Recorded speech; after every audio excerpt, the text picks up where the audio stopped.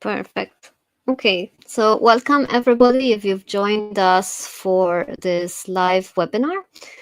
And I'm going to be presenting this webinar with Paul, who isn't here yet, but I'm sure he'll join us in a couple of minutes. And today we're going to cover Are You Funding Ready?, which is an offer that we have put together from the Funding Circle Services. This session will be hosted, like I said, by Paul and myself from the Funding Circle Services. We're a team dedicated to helping permaculture and regenerative initiatives becoming financially sustainable through ethical and professional fundraising support. The Funding Circle is a part of the International Permaculture Collaborative Laboratory, who is also funding this event. So many thanks there to our sponsor. I will introduce Paul when he arrives, but I want also to introduce myself. I'm the project manager and social entrepreneur with about 15 years of experience leading international collaborations, nonprofit initiatives, and women-led projects. I'm a Maltese person based in the south of Spain. I'm also a permaculture teacher and student. I'm hoping to finish my diploma. I was hoping to finish it this year, but probably it will have to be next year now. I want to thank our hosts. The funder for the session is the CoLab. As I said, we also have partnered with the European Permaculture Network. And from that angle today, Dominic is helping us with the tech support. He's also a member of the Digital Circle in the CoLab. We've got another partner, the Global Regeneration CoLab, the Permaculture Association of Britain, the Gaia University International. The fiscal host for the Funding Circle is the Stichting Agriculture Foundation, and they've also partnered with us for this event. And last but not least, the FITA network, who are very supportive in promoting this event as well. So many thanks to our hosts.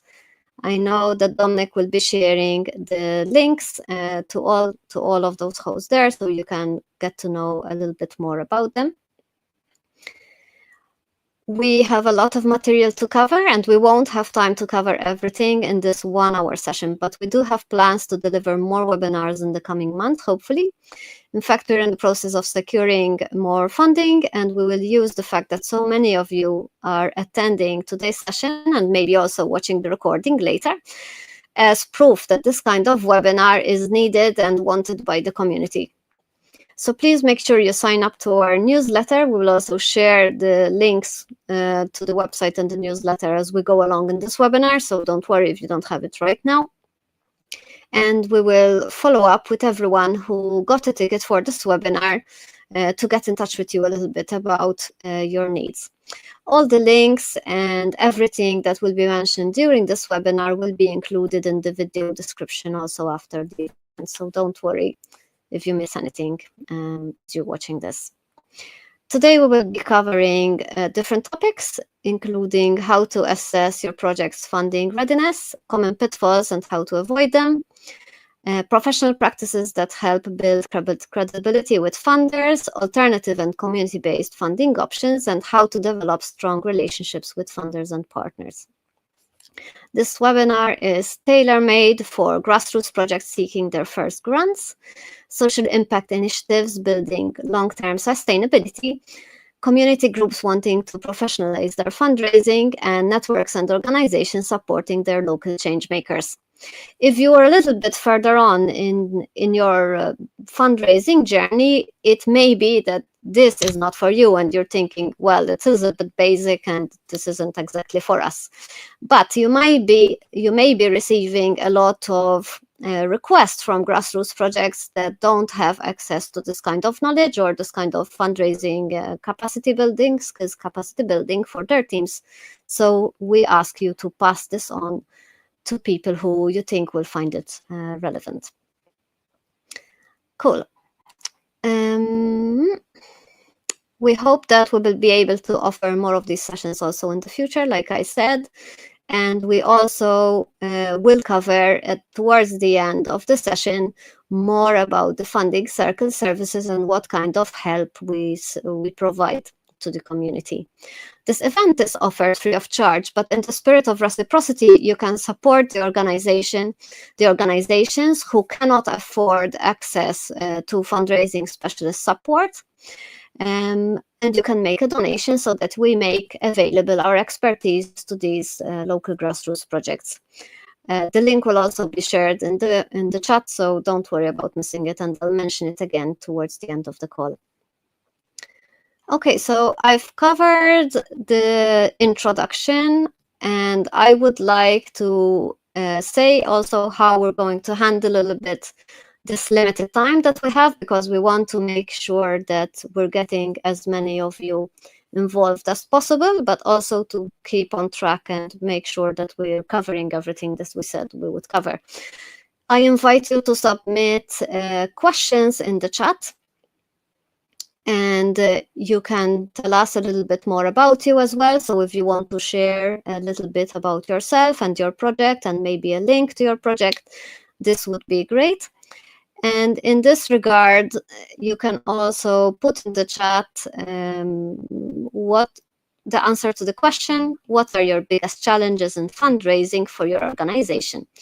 Don't forget to include who you are and which organization you're representing, so we know who we're dealing with, and a little bit context, maybe how big your organization is, if you have any fundraising experience, and so on. Good. I see that we're doing well on time. I'm just going to take a moment to see how we're doing.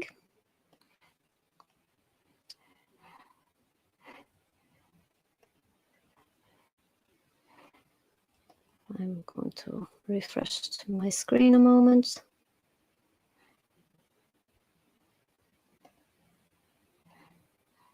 And I want to check in with Dominic. Is the live stream still working okay? All looking good. Perfect. Thank you so much. Good. So I can't really see what's going on the live stream, so you'll have to forgive me if I'm looking a little bit lost. I'm going to go back on my screen. Perfect. So as you're answering the question, what are your biggest challenges in fundraising for your organization? I can also cover the first topic of today, which is the challenge of fundraising for permaculture. So this session is purposely targeted towards permaculture and permaculture-aligned organizations. And permaculture, as you may know, is built on the fundamental ethics, that's people care, earth care, and fair share. So any organization that is aligned with the three ethics, we consider as permaculture aligned. The challenge for fundraising is basically understanding and changing what foundations know, think, and feel about permaculture, because we don't really know how the funders are receiving us and how to make ourselves visible to them and aligned with what they want to fund, right? Permaculture is not generally on many foundations' radar or funders' radar, but we already see a lot of social impact funding that's coming through, and that's on the international level. I would say I have seen personally lots of funding calls go out from different private foundations, but also from government areas, such as in the EU, for example, where there's large opportunities coming through there. The word permaculture itself is often misconstrued to mean only gardening or agriculture. So it is a challenge to communicate what permaculture is and how the alignment with these ethics covers all permaculture domains, including ethical digital technology, building, governance, and so on and so forth, health and well-being. So it is often misunderstood. So the term permaculture itself might not be as well known or as understood as the permaculturists feel comfortable with, right? So when we are fundraising for permaculture, we need to communicate very clearly what permaculture is and isn't. And permaculture is also often associated with, let's say, the global minority, which is more wealthy, has more access to funding and so on. So there may be a little bit reluctance to invest into that because it's seen as a kind of wide effort. But again, this is also should be changed. So the way that we communicate and what partnerships we make in the funding is important that we outline this to the funders early on, right? The other thing is it's also not considered as technical as other disciplines. So for example, agroecology, which is now widely understood. It's clear what that means. People understand. There is a large agroecology movement and so on. So it's, in a way, agroecology being on one domain really helps agroecology fundraise for that domain, right? But for permaculture, which is a little bit wider and covers many domains, this is for us a challenge to be able to hone into that. The solution is to link permaculture to common development challenges like food security and biodiversity loss. We could talk about food sovereignty, we could talk about health, gender, education, we can talk about social impact on the local scale and the bioregional scale and so on. And we want to make sure that we demonstrate how permaculture can be a holistic response to development challenges. I would say the crux of the matter is that the funder has to understand and believe that the evidence is there. So we want to find and communicate the evidence base for permaculture. This is a little bit also of an appeal. So if you have studies and research that you have done in this area of permaculture or permaculture aligned studies on the land or with communities in different domains, that the CoLab, for example, is interested in accessing those research so that we can make the case with funders to the impact of permaculture in the world. Good. So I think that's that. If there's any questions about this section, then please drop them in the chat. I promise that we will try and answer each and every question, if not during the session, then after the session. And I'm very curious to hear what are your biggest challenges in fundraising for your organization. Okay, I'm gonna have a short drink.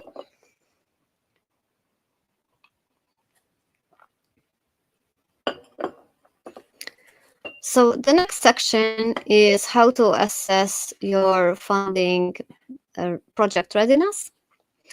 And for this, actually, I'm going to share my screen. So just bear with me a moment while I do this. Take me a second.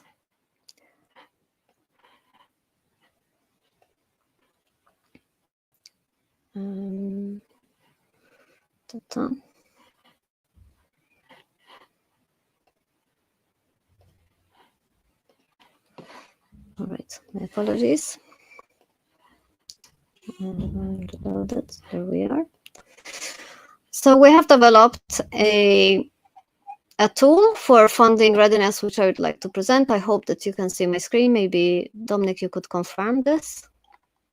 You can see my screen? It always takes a second until it's on the YouTube, but yeah, I can see your screen, and it's now at the funding readiness website. All good. Perfect. Thank you. So we will share this website with you afterwards, but I just wanted to run through this.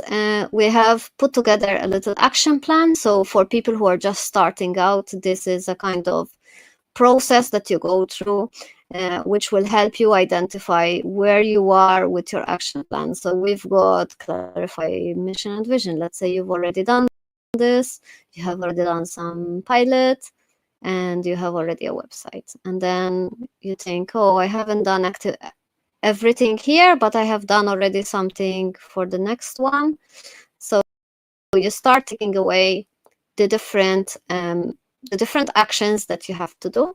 And this, if you scroll a little bit below, you've got the percentage of strategic tasks that you have completed. It's a tool that you can use, basically, that we will provide also for free after this webinar. So you don't need to think so much about it right now, but it takes you step by step through the different strategic tasks that you need to complete in order to become more financially ready And the idea for this, and I can also stop sharing for the moment, the idea is that you have a kind of timeline, and also don't be so rigid about the timeline, right? It may be that if you have a very small team, it will take you longer to do these things than if you have a fully fledged team of volunteers or like working on your project. So all this stuff takes time. We understand this. The timeline is only indicative. The other thing is that it doesn't save. So if you want to save your results, you can print as PDF the page, and it will give you a snapshot of that on that date of where you were with it, and you can print it, or you can save it somewhere, and then at a later date revisit your score and see where you are with your tasks. The funding readiness assessment is important because it tells you where you are in the process between getting ready, getting all your stuff ready, the backend stuff ready, the team organized, collecting your evidence, thinking a little bit about how you want to approach the funding, and it will give you a good start of what you need to do next. So you can see the whole journey from the beginning of an ideation of a group coming together and so on, to actually making applications, and then hopefully if you're successful managing that.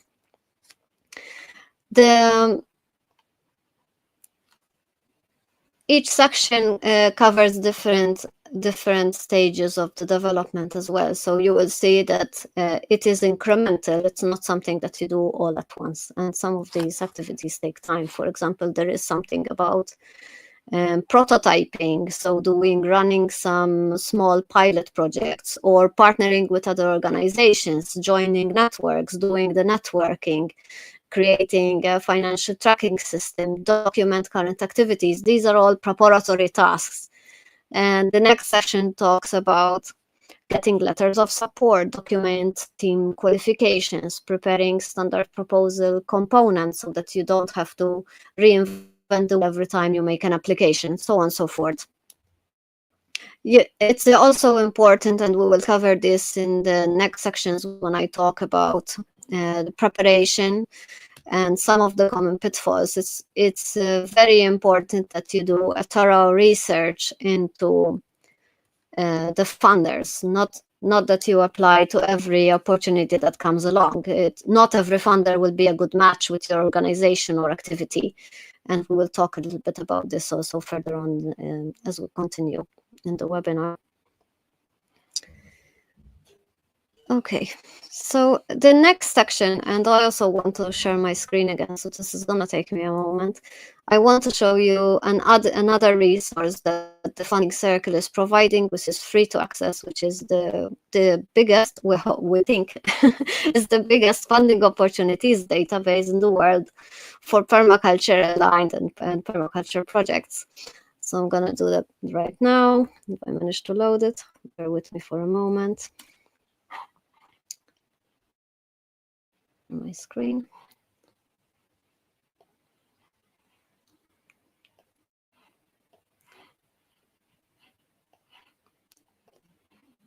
Okay, perfect. I hope that you can see it. It will take a moment to load.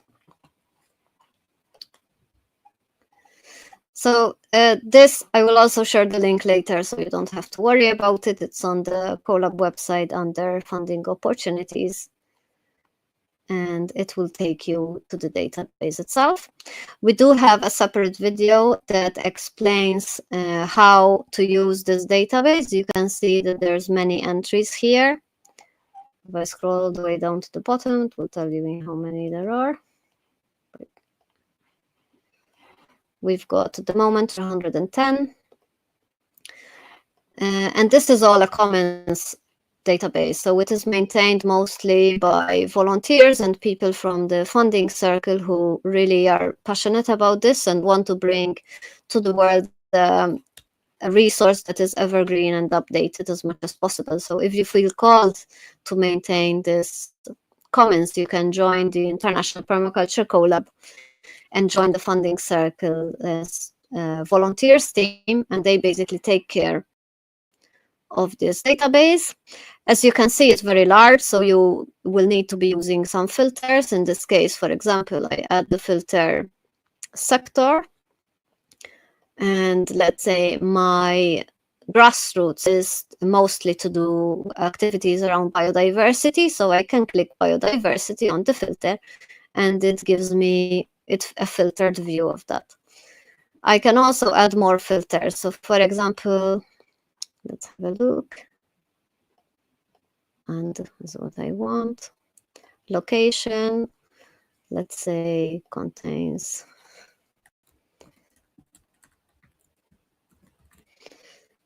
So if I change this, sector was biodiversity. So for biodiversity, location Africa, I've got two funders here, and I can simply click on the little box on the side here. It tells me they also cover other things like education, climate activism, and so on. They cover France, West Africa, and the world. The applicants have to be nonprofits, businesses, or education institutions, and the link of where to access this. Obviously, the database is, I can also stop sharing. The database is as updated as the comments, and the people who are working on this keep it. So this is also an appeal to participate in this effort to make sure that this resource is evergreen. It's also useful to note, for example, the name of the funder. So even if you go on a funding opportunity and you think, oh no, this grant is closed at the moment, I can't apply now.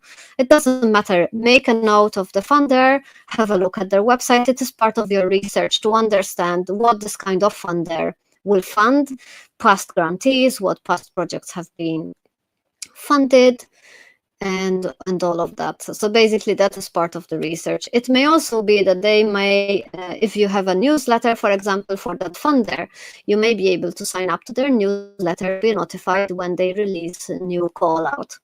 So even if the funding database itself, maybe that it has some outdated entries or for grants that are not live at the moment, it's still a useful resource because it gives you basically this list of funders that are caring about the topics that we're working on. Okay, perfect. If you do have questions about the funding opportunities database, you can email us on funding@perma.earth. I will also share this with you after. And if you want to join and help us maintain it, you can join the collab as well as on www.perma.earth, the collab website. Cool. Okay, I'm gonna move on to the next section, which is common pitfalls and how to avoid them. So there is a lot of we have quite a few, lots of experiences from the collab, especially in the funding circle. We also have contact with members from grassroots project, which are outside of the collab because people can email us in through the website. And we see that there is a kind of pattern of what are the common pitfalls. So it's good that we cover some of these so that you can avoid them. So, for example, a common pitfall we see is that there is no track record. So you have a great idea, it's very new, it's very innovative, but it's untested. So you haven't tested this idea first. You haven't run maybe a small project, or there is no documented results. This is then becomes difficult to fund because it hasn't been tested. It may be that if you have an idea and someone else has tested it, you could refer to someone else's success's work to say, listen, I want to do this. It's already been tried and tested by this of them. So that's one way that you can avoid this pitfall, is to look for a track record, even if you haven't got one, but for that idea. The other one is poor communication. I see this quite a lot. So poorly written, badly spelled documents. It is important that you're writing clearly, that you're responsive. So once you've submitted something, that you're there to answer a question, and that you are checking that what you're writing is actually legible from someone who has no idea about your project, because this is maybe the first contact that they will have with your project. So it's important that you explain and write clearly what your project.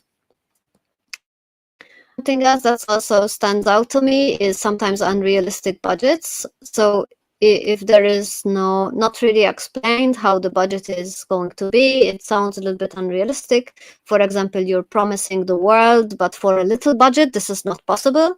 So this is where a funder might question, okay, you have put here a figure that doesn't seem real, like you cannot run, I don't know, a full education program for £100. So you need to explain how this budget is calculated and what it includes so that it's realistic.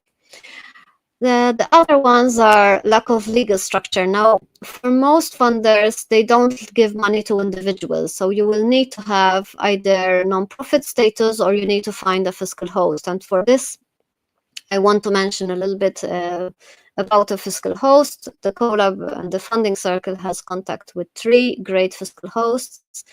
We've got the Permaculture Association of Britain, who is not only a fiscal host, but also sometimes partners with projects. And I will drop the link again for them if you're interested in partnering with them. They are based in the UK.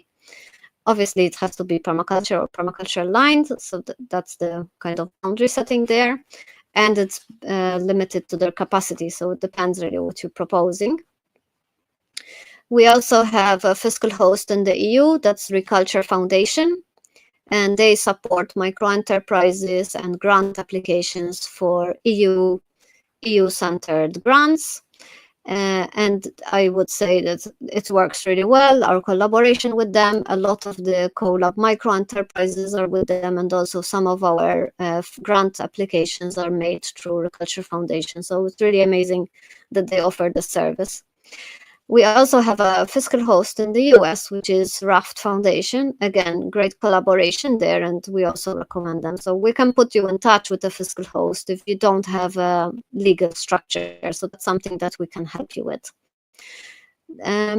If you don't have a legal structure and you're applying as an individual, I would say be careful about the grants that you're applying for. So some grants, yes, are targeted towards individual. And as you can see on the Funding Circle Opportunities database, you will see that some are marked also that they're suitable for individuals. But often they are not. So if you have a larger project, you want to think a little bit about this legal structure and maybe contact a fiscal host if you need one. The other pitfall I see is vague project description. So, for example, generalized statements like, I will transform this community. If it's not specific, then it's very vague, and I'm not sure that how a founder would react to this. You know, you have to say what is the objectives, what are the deliverables to this, and what kind of impact you're expecting. Transform a community is not descriptive of anything, right? So you have to be a bit more specific than this.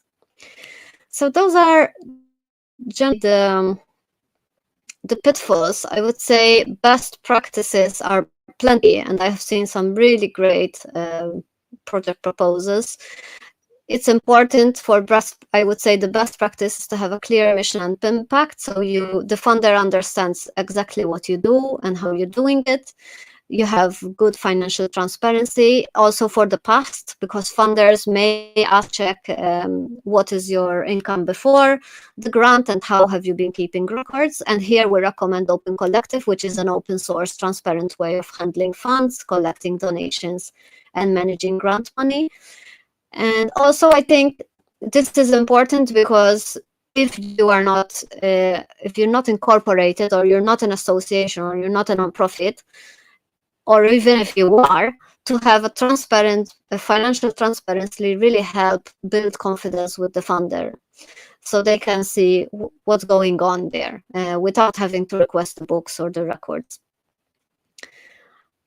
Great practices I've seen is community engagement. This is where people from grassroots project are coming in to the networks, participating in joint efforts and joint events.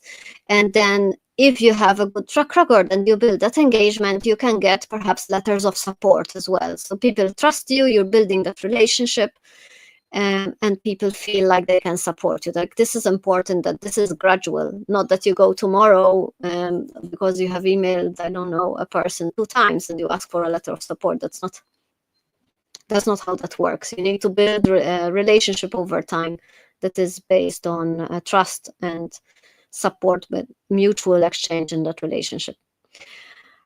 Other great best practices that I've seen is realistic timelines and a sustainability plan. So a realistic timeline of what you can deliver in the time that the grant is running. Some grants are perhaps for 1 year, for 6 months, for 3 years. It depends really what you're doing. Things always take longer than expected. And if you are involving also other people outside of this, then just be mindful that managing people takes up a lot of time and resources. And if you haven't factored it into your budget, this may really blow your timeline. So just be mindful of this. But I've seen some really great examples in my time in the collab. So I think we've seen really great realistic timelines. The other thing is also a sustainability plan. So we know that grants are not forever. Grant is finite. When it's finished, it's finished. And it is possible that the funder won't fund you again. So it's important to think about these things before you start the project. What will happen to this project after the funding is finished? Funders are interested in creating a lasting impact. So really think about this when you're putting your project together. Are you providing deliverables that are, for example, using a Creative Commons license so that other people can improve for them in the future? Can this project become some kind of micro enterprise, or can it be supported some other way by the community? So it's important to think about these things upfront, and this is a very good practice. Okay, I'm just aware I've been going on here for a while. How are we doing, Dominic? Do you see a lot of activity in the chat? There's a little, yeah, of course. Do you want to hear? Sure, you want, yes. Okay, so there's a question. If we support organizations in Latin America, they want to promote the National Permaculture Network. Mm-hmm. And the other one was about project samples. So they have not written yet any grant application, and they want to see something before they do that. Yes, that's an interesting question. So if you join the collab, and the website there is www.perma.earth. If you join as a member, we do share copies of application forms that the collab has made. So you can see some case studies, as it will, of some applications. So it's from that perspective, I would really recommend joining so that you can access those things there. And I would say it's a really good example to do this. Another one is to look at past grantees from the same funder and contact them and maybe ask them if they would be willing to share with you a copy of their application, because sometimes people are willing to help each other out, to be more successful. So that's maybe also a good approach.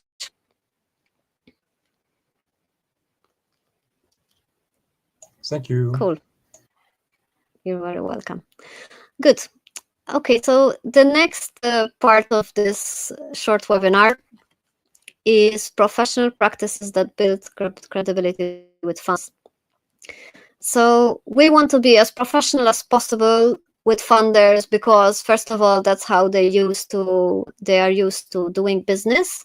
Funders are usually organizations that are set up quite in a traditional way. So they're used to having employees, people who answer emails, project managers, program managers, people who assess reports, and so on. So we want to be at the same level of professionalism as the funder. This, and keeping in mind that we're on the ground, right? So we want to communicate the best stories possible from the community. I would like here to thank some of our fiscal hosts, especially Permaculture Association and Agriculture Foundation, who really are invaluable help to professionalize this, because the collab is not incorporated or an association. So from the perspective of the collab, we need the fiscal host, and they help us professionalize and build credibility with funders. So it's important to recognize the value in those relationships and to continue them. And I say this because a group of people that is not incorporated is going to have a harder time building credibility with funders than someone or an association that is. And of course, the longer it's running and the more successes it has behind them, then the more credibility builds up, right? Over time, you will find that as you progress into this world of funding and grants, that you will have successes as well that build up behind your own back, and you can stand up and say, okay, we have our own credibility that we can show. But in the beginning, the credibility of the fiscal host can really help you push you along a little bit. Something I would recommend for inexperienced project groups who have not had any funding before is to collaborate on your first projects. This could be a first stepping stone to grow capacity, understand how these professionalized relationships work. To polish up a little bit the fundraising skills, often groups on the ground don't have access to grant writers or funding specialists or anything like this. So you're relying on people who maybe have other different skills. And as long as there is a will to hone a little bit these skills, then it's really useful to collaborate with other people. At the moment, there is, for example, a call-outs from Equalise, which is based in Europe for European projects. They have various call-outs, and this could be an interesting, for example, collaboration for some grassroots projects in Europe. And this could be the first step into European funding. I know that the EU also has a lot of funding. A lot of projects have experience with Erasmus. And this is an interesting way to start. In terms of reporting and budget and all of that, it can be a bit onerous, but I think by onerous, I mean it takes a lot of time to do this. But I think it's also a valuable experience if you're starting new and fresh, because you're with other projects. There will be a project manager to help you make sure that you submit the reports in time. You're not alone. And this is the important thing, right? So if you're alone, it's harder. If you also can target funders that do small fundings for startups, this could also be an interesting entry point. And the professional practice here then is very important because you're going on it alone.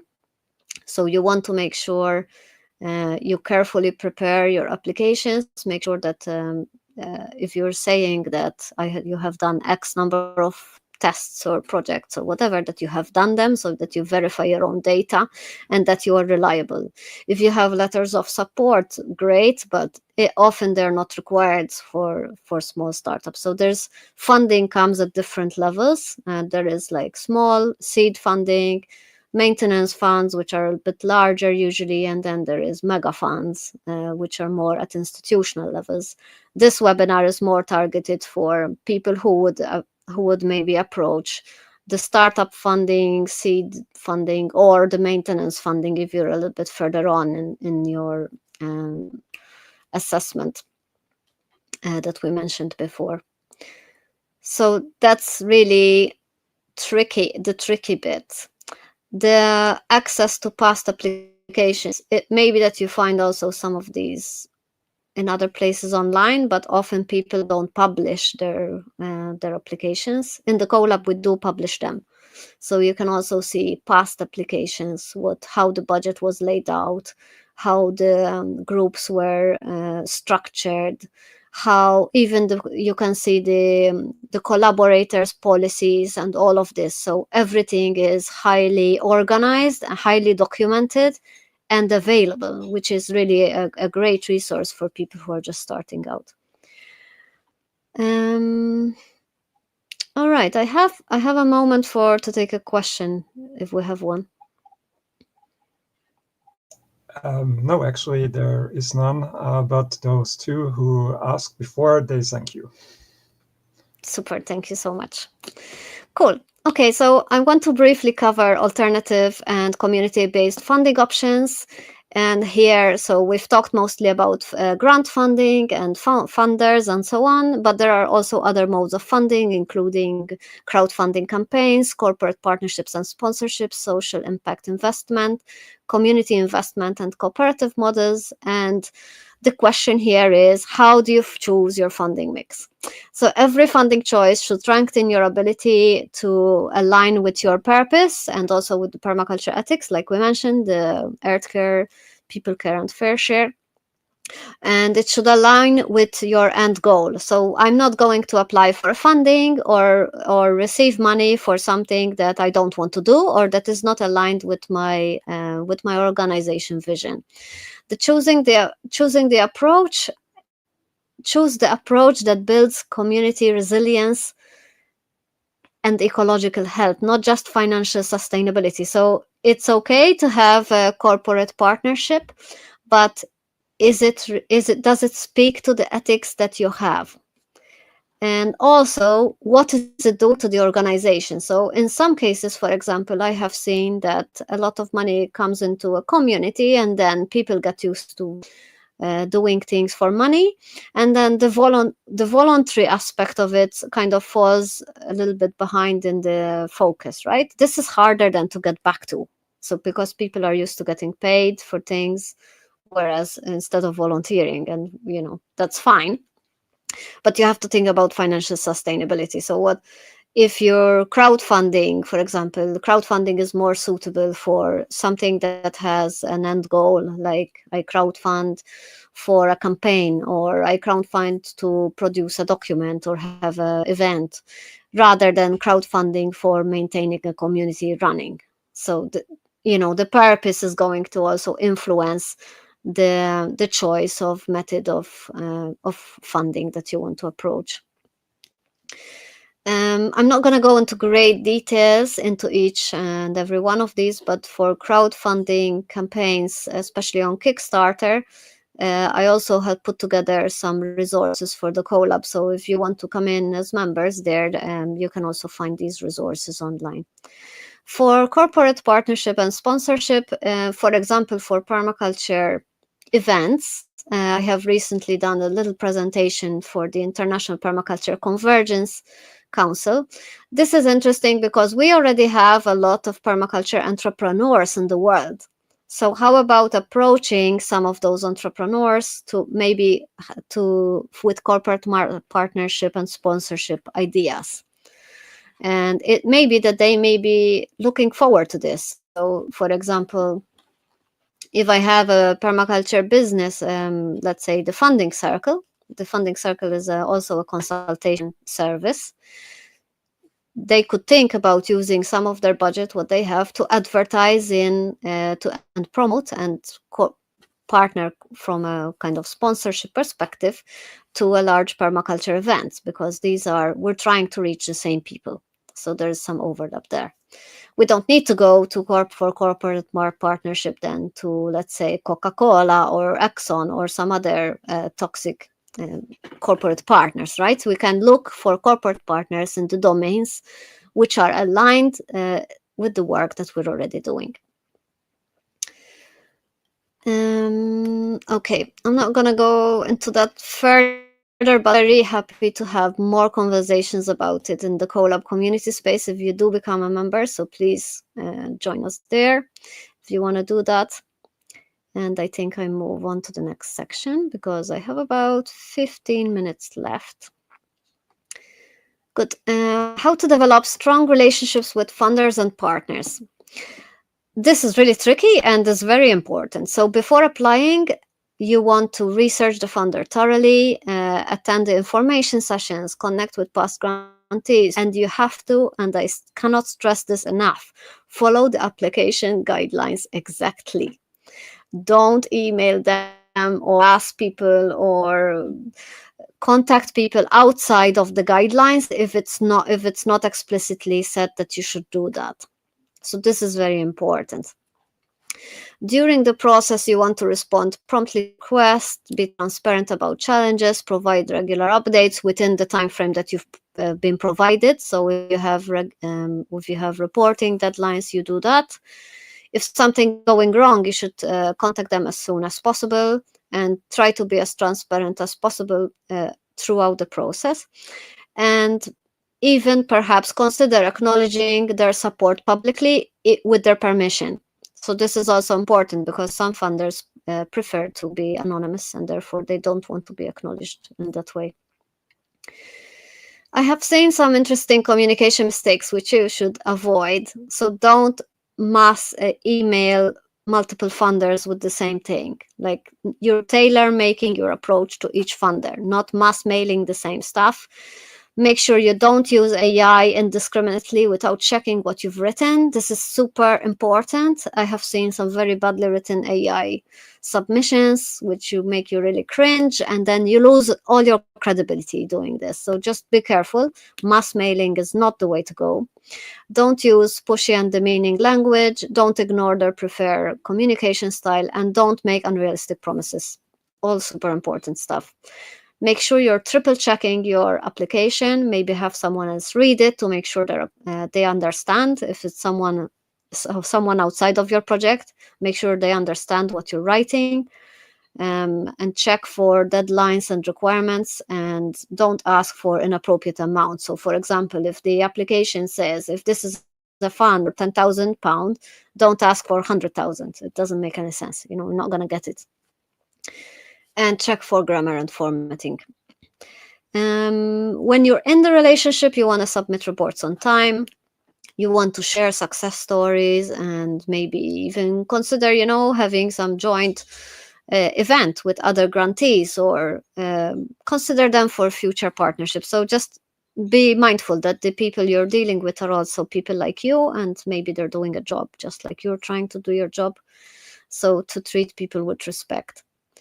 And avoid late or incomplete reports. Don't use funds inappropriately, and don't only contact them when you need money. So try and keep an open communication channel as well. Okay, so I think that covers like most of the strong relationship with funders. If you don't know any funders whatsoever, then have a look on LinkedIn, because you can follow funders on LinkedIn. There's many foundations there. Have a look what they're posting, reply to their comments, share about your project, but not in a pushy way. Remember, you're not trying to sell yourself here. You're trying to build a slow cooking relationship.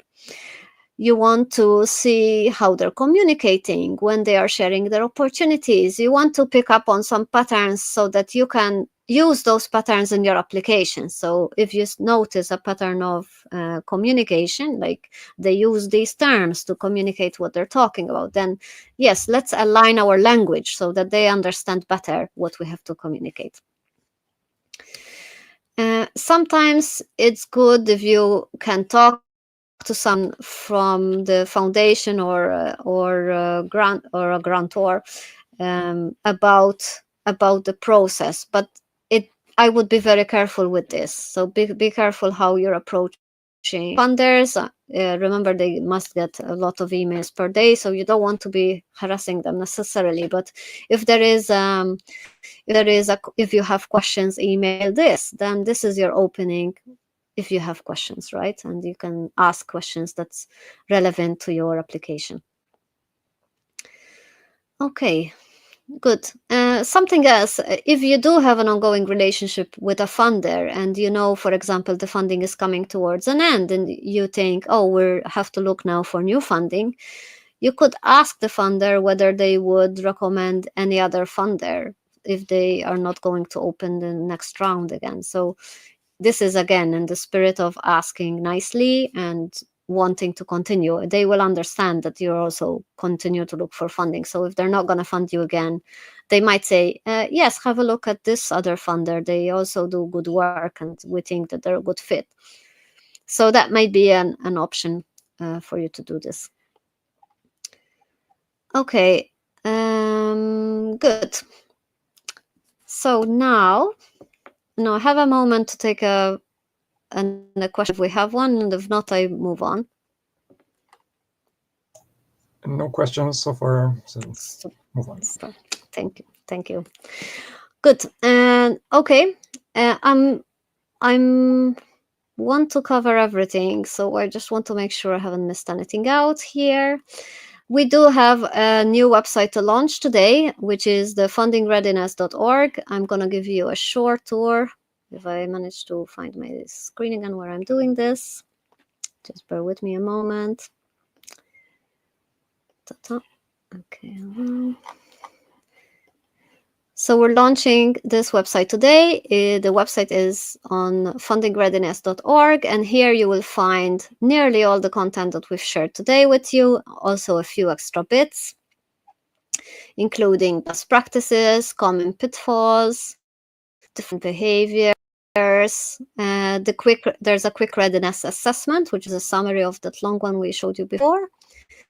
There's also finding opportunities. This is where it links you to the opportunities database and how the different filters that you can apply. And yeah, basically that's pretty. I didn't cover everything today, so feel free to read more about it there. There's also a page for alternative funding sources and some tips for each one. And then there's also, we've covered funder relations. Also, there's sections about impact communication and acknowledgement, and the strategic communication approach, which is super, super important. And this is something that we should stress. And then finally, the action checklist. So once you have completed the action checklist, then you could print this, for example, let's say print. You have to make it, maybe you have to fit it to the page. You can scale it. And it makes, basically it makes a nice PDF. You have to scale it quite a bit, apparently. If you want, you can get in contact with us. Our email address is right here, funding@perma.earth. And we can have maybe a chat about where you are with this. Let us know. Also from the chat, I'm going to pick up your needs, maybe that you have identified, and check out your projects. The Funding Circle Services team offers professional assistance to accelerate your funding success. So you can see what we do here. There's some of our services. I can also, I think, stop sharing. In the near future, we hope to include more resources on here so that you can find more of what you need. We understand that not every organization can pay for professional fundraising services. This is why we are using also these webinars, so that we can upskill the whole of the permaculture movement into being able more fundable, and make sure that the people who cannot access funding expertise are able to do this, at least also within their team, upskill a little bit. There is also a huge amount of resources in the Permaculture Collab, like I mentioned, which we are a part of.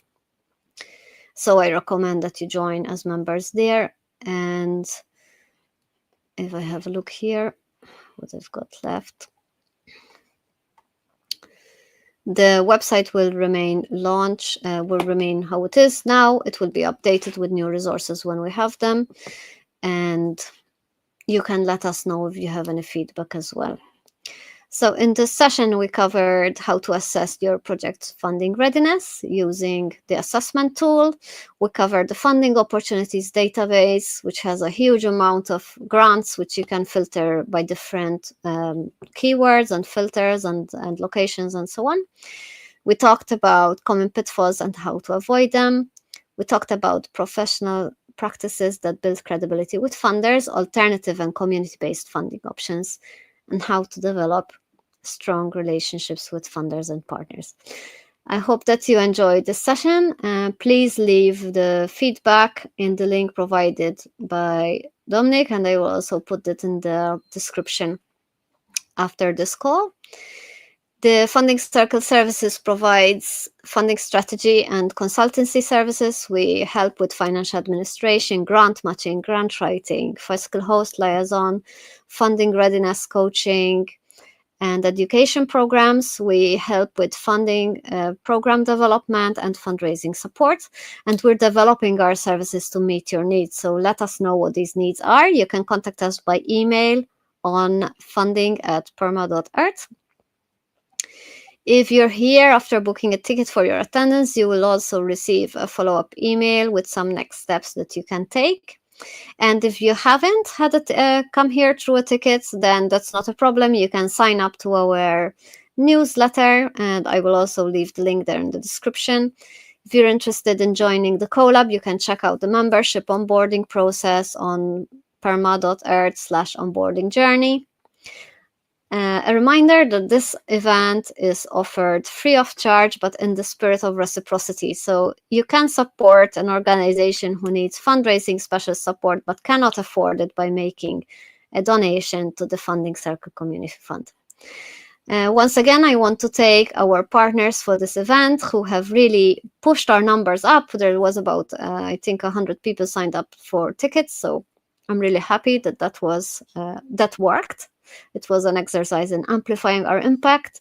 So thank you very much to the International Permaculture Collab, the European Permaculture Network, the Global Regeneration Collab, Gaia University, Reculture Foundation, and the Phyto Network. And we hope to see you at the next one. Thank you, everybody.